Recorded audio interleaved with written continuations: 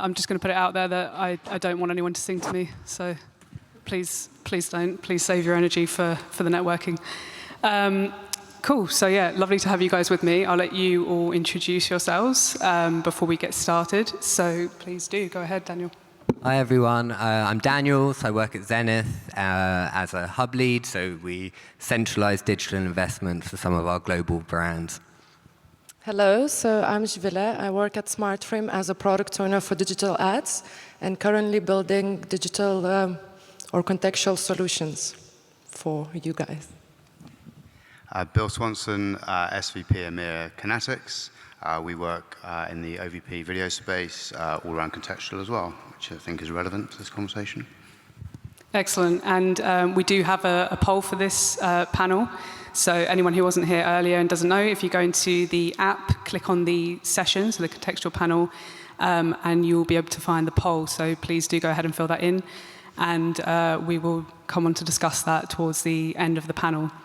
But we'll dive right in and get started with, is context king?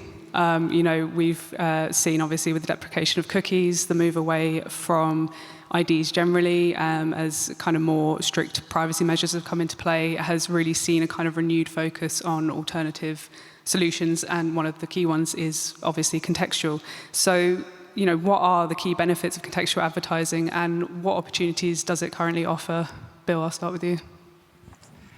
I think, the key thing really is, as you mentioned there, is the deprecation of third-party cookies. There's been, in the space that we're moving into and currently work in, obviously there's been contextual around display and looking at page level for many, many years, but also cookies have been very key to buyers and how they've been targeting. So contextual, I think, will just become more and more relevant. I mean, we work in the video space where it's very difficult to type of get signals from video and understand what that video is actually about. And if you're then taking out third-party cookies, then there's going to be even less data being passed for the buyers to target in the right way. So for me, it's going to become more important in terms of the poll, in terms of the next 2, 5, 10, however many years. It's always been relevant, but I say it's just going to continue to be of more relevance as the industry grows. And then you're looking at CTV, looking at digital out of home, audio. They're all going to be able to have elements of contextual, but that's not to say that looking at other first-party data, other type of attention metrics, they're all going to be part of the mix as well.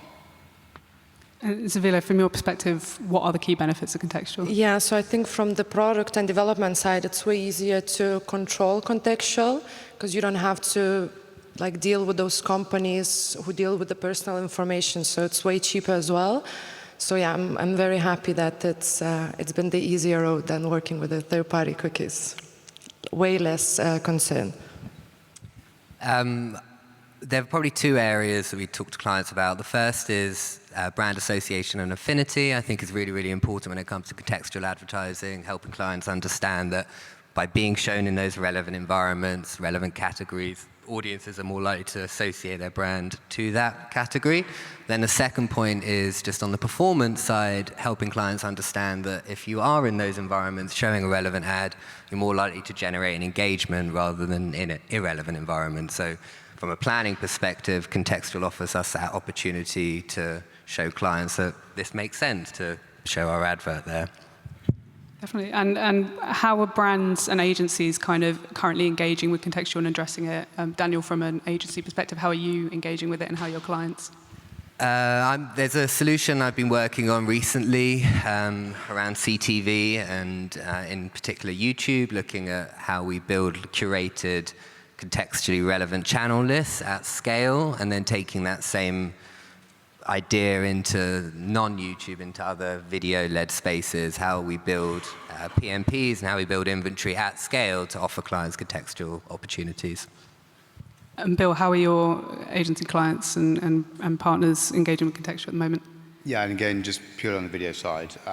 So I think, in terms of the evolution of contextual and the understanding of how it operates in video as opposed to more traditional methods, is still something where there's education needed. I know who you're referencing there in terms of the YouTube environment, and that's because that partner and a few others that live in that space have access to the actual video, so they can understand what that video is about, and therefore then you're able to target against that. outside of the walled gardens, it's more difficult. And so therefore, what are the solutions out there that allow buyers to basically target and be comfortable that the context they're looking to target around, wherever it may be in the video, is actually relevant to their brands and fundamentally is brand safe as well. So from our perspective, sort of sitting in the middle, there's education both from the supply side and the demand side, so the buyers and the publishers, as to what the differences are and how contextual evolves, particularly in video. And then as you move into CTV as well, where there are even fewer signals and identifiers in terms of what that content is, what the importance is around the contextual solutions that are there. And Zivile, kind of from the product perspective, what kinds of things are you seeing your partners looking for? Yeah, so I think the agencies start thinking how to like grab attention of the users now and so placement matters more than it used to. So I think they're coming on the creative ways where to place the ad, especially contextually, because it's relevant to the content, so it needs to blend. And I think the winning formula, they see that the context, the placement, and the creativity matters a lot now. So yeah, combining that, I think that would be the best solution to go forward. And sticking with you, Zivile, what kinds of ways are people currently measuring the success of contextual? How are they quantifying it, and how are they kind of showing its effectiveness? So probably I will mention the buzzword attention metrics, what we discussed before, but yeah, I think everybody's on that. So it does matter how long your ad, let's say, was seen on and how it was engaged. So let's say we're focusing on reporting that part, and there are so many ways to do it and so many methodologies. So it's a matter of time, when we also find that golden circle, I guess, to know what attention metric exactly is, because yeah, now it's clear, but not exactly, I would say. And how are you seeing people prove the effectiveness, of contextual? How is it currently being measured and quantified? I think generally in terms of, again, from a video perspective, it's type of viewability, but we're type of really, we're all governed by how the agencies and the buyers, wish on behalf of their brands to in terms of the general performance and what metrics they need there. So, generally with a video, you want the video viewed in terms of the content, and you want the video ad to be viewed, and so therefore, that's one aspect. Click-through rates is another. There are various different metrics, but fundamentally, we and then the publishers are driven by what the buyers are looking for. And therefore, it then comes down to making sure that the placements and the positions of the content, and therefore where the ads are going to flow, are of benefits to what the buyers are looking for. If you get that wrong, then the metrics are going to be wrong, and then therefore you're going to fail from what your buyers are looking for. It will really depend from campaign to campaign. Where possible, we try and put uplift studies on our contextual advertising, again, because it makes sense that if you're being shown in a relevant environment, brand health metrics will increase. If we feel, and this is a real challenge, I think, for agencies, is what does the creative look like? You mentioned click-through rates. If the creative isn't appropriate to drive engagement, then there's just no point putting those measures against it. So one thing I always try and talk to the buying teams about is making sure that what we put on plan makes sense. The measurements, the optimization tactics make sense. So if we don't feel the asset is going to have a DR message within it, then actually it doesn't make sense to put click-through rate objectives against it. And we need to have view-through rate as an objective. We think it's a really good ad. And then we're trying to work with partners, both walled gardens and video partners, on completion rates and looking at how much of that video was watched, where did audiences drop off on it, and we know that view-through rates are going to be measured at very different points depending on which partner you speak to. So I think that's a really important aspect to us, is how much of that video should be watched before we think the message is actually delivered. And then, sorry, you can ask questions, but in terms of the measurement, then in terms of the different, let's say it's iOS, it's Android, it's desktop, are you looking at different partners, different measurement metrics for those? Can you explain a bit more? Well, so the measurement of how your general performance is going to be affected by the type of media that people are consuming the content on, and obviously the video streaming. So as an agency, then how do you plan for that? That is a really good question. I mean, we are, I think, outside of walled gardens, where we're quite conscious when we are investing in walled gardens, especially social platforms. 90% of our inventory is going on mobiles, so how much of that video is in view, how big is that video when it's being shown, how much of that message is being delivered, is the text too small to actually be seen on someone's mobile, and I think that's a really important aspect. So again, where possible, so for example, on YouTube, we're isolating CTV investment. So we know that about a third of YouTube ads appear on people's TV screens. So actually we can start creating campaigns where we say, actually we want 100% of our investment purely to be on people's TV screens, and then the measurement's slightly easier. We know we're likely to guarantee higher view-through rates on that because people are less likely to skip. The behavior on people's TVs, they're less likely to skip, whereas on mobile, we have that scrolling mechanic as we were talking about. So again, we see lower view-through rates there. So I think making those decisions at a planning phase rather than just letting the campaign run and just naturally optimizing is a really good way we're approaching that question. Thinking from a technology perspective, how has Contextual kind of evolved, and do you think that we have solutions currently that are going to be sophisticated enough to kind of sustain it as we go forward? For sure. So I'm a big advocate for AI, and we do work with it. And it's incredible the amount of data it can analyze and give you, like, it would take me days or weeks to analyze that data and put the segments or have results. And looking now, it's incredible, and I think it's just moving forward because we saw also the rise of AI as well, and those deep learning algorithms you can really it depends how you teach them as well in your company. So you can teach them or program them that well that all the data you want is going to be given to you, and you just need to use it and analyze. But I also think it's a long way now to what to do with that data and how to analyze it exactly and use it for a good purpose, because there's still a way to use it not respectfully. So I think that's where it's moving, just using that data respectfully with all privacy concerns. Daniel, what do you think? Do you think that the current solutions will be enough going forward? I think that more can be done to talk to agencies about semantics on the page, semantics in the video, semantics in the image where possible, really understanding relevancy, not just based on a predefined category or categorization of either that content, but actually using AI to look at are the semantics of the page appropriate for the video, even if it seems like that on paper. For me, that's what's important, and that's where I think hopefully AI should benefit contextual advertising. Yeah, just to adapt as well on the AI, you can really scan the page now so deep, all the videos, images, text as well, and then you can kind of cross-check if the text matches the video, if the text matches the image, and if it does, you can probably serve really targeted ad to the user. So that's what I noticed in the last year as well, how we can combine those scans and really be precise about targeting. So I think there's been of the evolution and looking at contextual, recent report by AOP in terms of the fact that a lot of traditional, let's say, looking at the contextual of the page, vendors, yes, they're looking at the page and then they're basically selling that solution back to the agency clients, but they are determining, not on behalf of the publisher, but determining what the context is. And obviously they all have different type of context, the way they contextualize and different segments.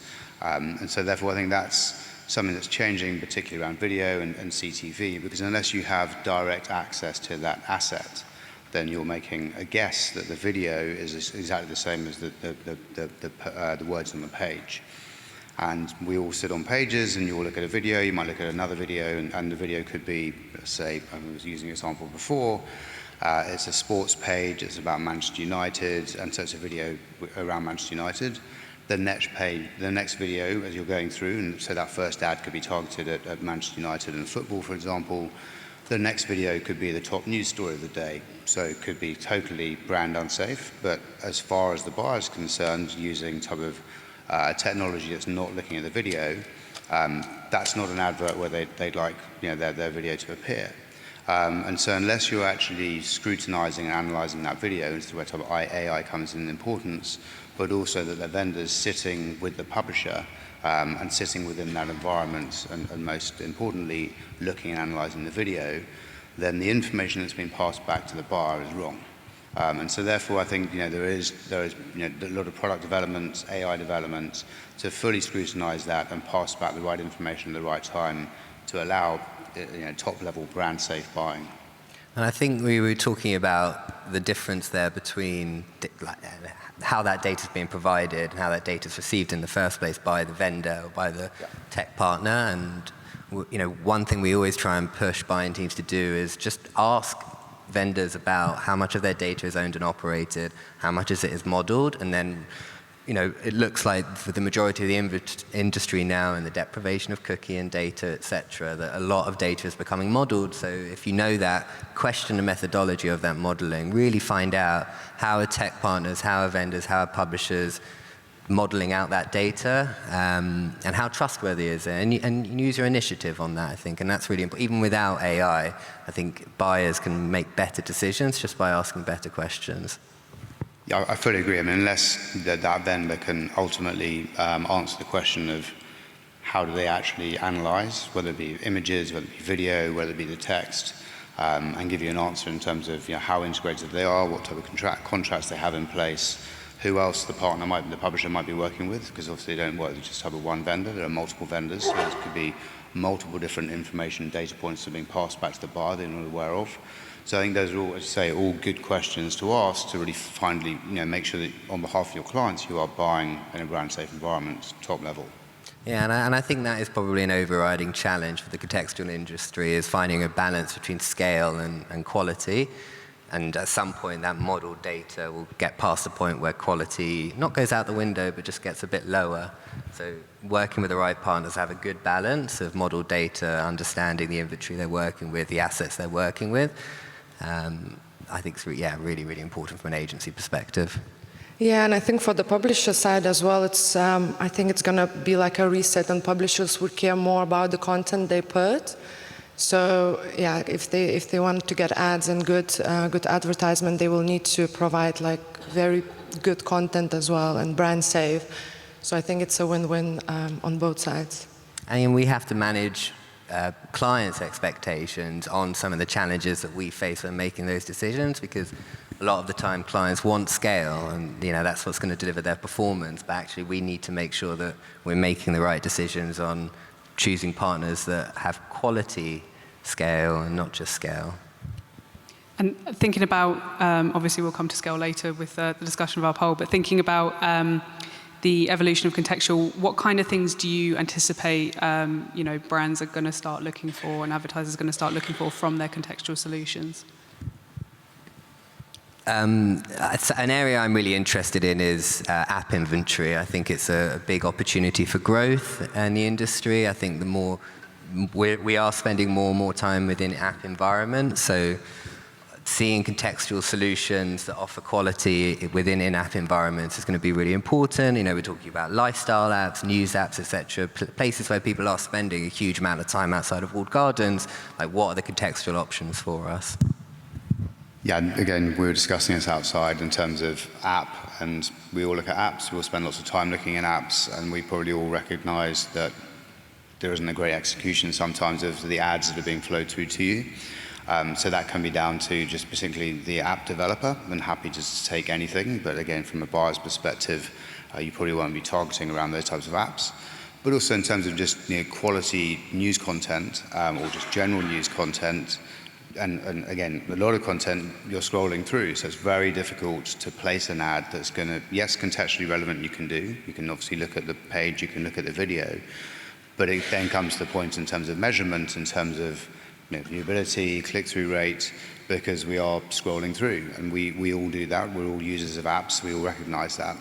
So I still think there's a lot of collaboration that needs to happen to make sure that we're trying to make it a rich experience. If you speak to editorials within publishers, no one ever wants ads. That would be their best user environment, but they don't have ads on page. But you need to monetize that content, and obviously behind walled gardens or paid for, then that's an easier experience. And so I think, collaboration needs to happen there. And, we all, as I say, when I started, we all have bad user experiences of sitting in apps, using apps rather, and looking at ads that appear and whether they be sticky and sitting in one place or they follow you around the site. We all know they're annoying, but there are lots of eyeballs there, and it needs to be fixed or needs to be find solutions. But I don't think it's as easy as solving for desktop because you've got a larger screen. I mean, none of these are new topics, but to your point, more and more time is spent in that environment. And how do you, on behalf of your clients, make that a good experience and money well spent? Zivile, as a person on the product side, what's your take on that? What do you think your partners are going to start looking for as Contextual develops? I think the most are looking for real-time data, and again, with the AI and machine learning, it's way easier to do that. You have enormous amount of data, and you scan images, you scan video, and you can suggest that ad, best matching ads at the real time.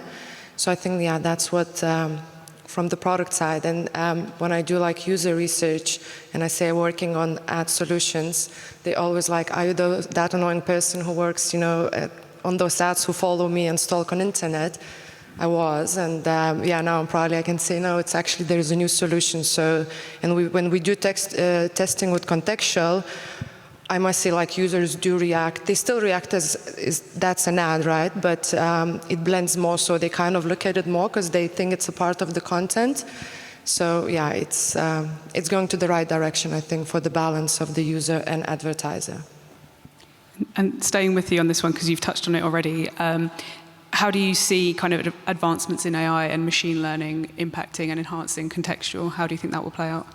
Yeah, I think machine learning was last year and year before, and now we moved to purely AI, and we kind of trained those machines already to scan, to return the data, to segment it.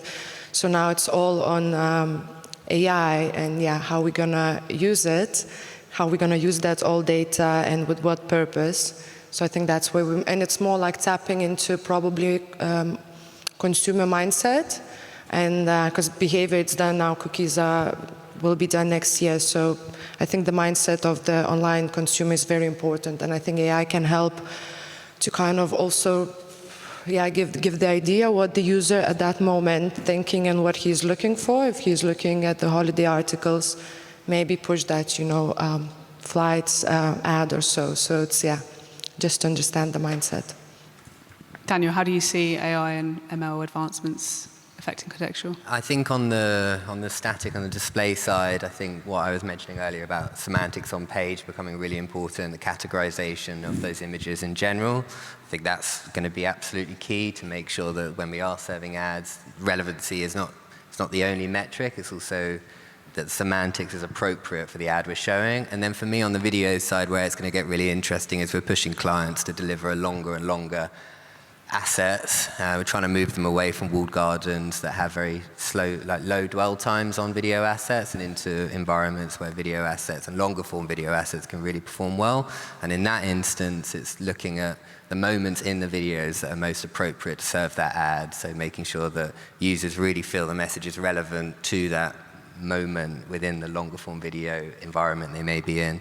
Like CTV, I think, has probably some fantastic opportunities from an AI perspective, making sure that when people are watching shows on CTV, ads are being shown in just the right moment of that show for that ad asset. Yeah, I mean, I think AI, we mentioned earlier, we won't go into the scary side of AI, but is from particularly in video where there are, so as you say, multiple images, millions of images, and depending on the length of that video, the context is changing the whole time. And so there's no way you can manually do that, and so therefore you do need technology to do that. So machine learning, AI, that allows that to happen. Obviously you need to be comfortable that the technology you're using allows you to do that. Again, I think that's why in video, but all assets, the more it sits with the publisher, then the more the better able the vendor is in terms of actually having access to that content. again, whether it be page level, image level, or video level. So I think it's going to continue to evolve. It's going to continue to allow buyers to be more comfortable in terms of how they're targeting, that it is at the right time and the right moment. CTV is obviously a growing area. I think to Lisa's point earlier, is it the year of CTV? Is it the year of mobile? On and on and on in terms of what it may be. CTV is obviously we're spending more time in the CTV environment. From a buyer's perspective, there's limited inventory out there to actually target. But when you are buying it, you want to make sure you're targeting in the right area. So there's no page level detail, there's no URL to target, there are no cookies to target. So you're going to need to look at different solutions, obviously contextual being just one of them, that allow you to target, you say, right place, right time, and make sure it's brand safe. So I think AI is going to be used in every single type of ecosystem in the digital programmatic space. But it's a question of making sure that you trust the data that's coming your way. Do you think it will help bridge the gap between, we mentioned maybe some challenges earlier of publishers getting access to that video content, and it's probably been quite a manual conversation about will AI help automate giving technology partners access to the video assets and the display assets rather than having the direct relationship with the publisher? I think it comes down to a rights issue and copyright. If the publisher's allowing people to come and just take the video asset, I'd be surprised they did allow that to happen. As you know, with some of the partners you work with in walled gardens, the technology is there sitting within the walled garden, allowing that to happen. From anyone outside of walled garden, from a publisher's perspective, they want to have control of their copyright. The last thing they want is that video asset being used by other people. It is their asset. So I think AI can definitely help from a publisher's perspective in terms of passing those signals through to the buy side using programmatic pipes, via the SSPs, DSPs to the buyer. But I think in terms of allowing others to come in and effect scrape that video content, I think the publisher wants to be fully in control of that. So do you think publishers would benefit more from integrating AI into their solutions rather than tech doing it the other way around? I think it takes a bit of both. If the publishers are willing to invest in and develop their AIs, it's the same as if publishers are willing to invest in their own CMSs and various other technologies, then they're more than welcome to. You then get to a point where there are different types of technologies passing different types of information, which then becomes confusing from the buy side. So it's not necessarily there's one size that fits all, but to going back to the original question in terms of can AI help in terms of passing those signals and speed up the process? Absolutely think so. It's just a question of using it in the right way. Definitely. I just want to bring us on, as we're getting towards the end of our session, bring us on to the results of the poll. Okay, so the question was, when do you think contextual advertising solutions will become substantially more scalable? We see a pretty resounding opinion, or majority opinion, that it will be within the next 2 years. And encouragingly, few say never. What do you guys make of these results? Are you surprised by any of them? Personally, not. I think 2 years, even a lot. It could change so much in 2 years, the technology and whatever we have. So, as mentioned, the next step is just make sense out of that information and data and move forward. But looking at ChatGPT or Bard, it improved so much in, last 6 months. So I'm just looking forward to see what's going to happen next year. And I think we're going to get so more data points, more possibilities, as you said, scan the pages, with sentiment. We already can do it, but I guess it can come even more accurate to read. Is it sarcastic? Is it happy article or so? So it's just going to get there quicker than 2 years, I would say. What do you think, Daniel? What do you make of these results? I actually completely agree. I think that these metrics we talk about, semantic, attention, it's been spoken about, but we're probably maybe 6 months away from that being an actual buying currency that agencies are using actively across their plans, and I think that will make contextual much more scalable within the next 6 months, let alone 2 years. And what about you, Bill? I think the poll is, I'd say accurate in terms of what we see generally in the market, and I'm not saying that just as a vendor. It's just, that's how things are going to evolve, particularly look at deprecation of third-party cookies. And if we're looking at generally AI and just how quickly that is developing, and we've already talked around how that's going to be a valuable asset for both sides of the market, I'm just keen to find out the 4.2% who voted never. Yeah, same. I thought, who voted never? 4%. If you would like to identify yourselves, these guys will be in the networking section, and you can chat a bit more about them to Contextual. But thank you very much, Daniel, Zivile, and Bill. This was a great conversation. Thank you, everyone, for listening.